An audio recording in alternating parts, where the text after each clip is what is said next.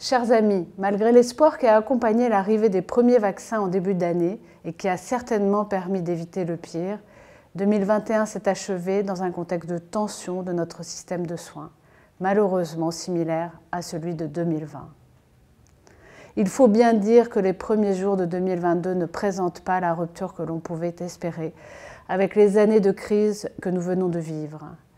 Un Ségur de la santé décevant et une prise en compte des besoins hospitaliers insuffisante dans un contexte épidémique jamais atteint. 2022 commence bien mal. Mais au milieu de cette situation particulièrement difficile, vous tenez bon. Avec la prise en charge de celles et ceux touchés par le Covid, mais aussi de tous les autres patients, vous apportez à notre territoire vos compétences, une capacité de soins d'une extrême qualité et un esprit de solidarité qui inspire de la gratitude et de l'admiration. Ce n'est pas à vous que je vais l'apprendre, mais applaudir à 20 h n'a pas suffi et ne suffira pas. Car oui, nous devons soigner l'hôpital public. C'est un devoir qui nous incombe à tous et à toutes, élus, membres du conseil de surveillance ou même citoyens et citoyennes que nous sommes.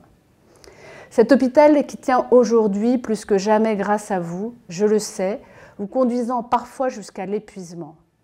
Mais grâce à vous, également, ces 2 années passées sur le front du Covid ont été 2 années de prise de conscience collective du rôle central de notre service public hospitalier pour la prise en charge des patients d'abord, mais aussi pour son expertise, sa contribution à la recherche et plus généralement à la politique de santé nationale.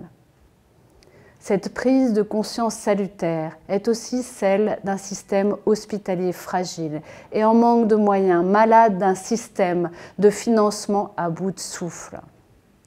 Si vous m'entendez répéter avec constance combien votre engagement est primordial, ce n'est pas pour m'en satisfaire, vous l'aurez compris. C'est pour vous remercier d'abord, mais aussi pour vous assurer de mon soutien indéfectible pour que les choses changent. Cette situation n'est plus tenable et il est indispensable qu'une action politique nationale volontariste traduise en actes cette double prise de conscience. C'est à cette seule condition que nous parviendrons à maintenir l'attractivité des personnels dont la survie de notre hôpital dépend. Au conseil de surveillance, avec Anne Hidalgo, nous nous battons pour un service public hospitalier renforcé qui cesse d'être l'objet d'une tarification à l'acte et qui voit son personnel retrouver le sens de ses missions grâce à des salaires à la hausse et une qualité de vie au travail retrouvée. La PHP est une grande maison qui œuvre pour la santé de tous et de toutes, dans la solidarité depuis plus de 2 siècles.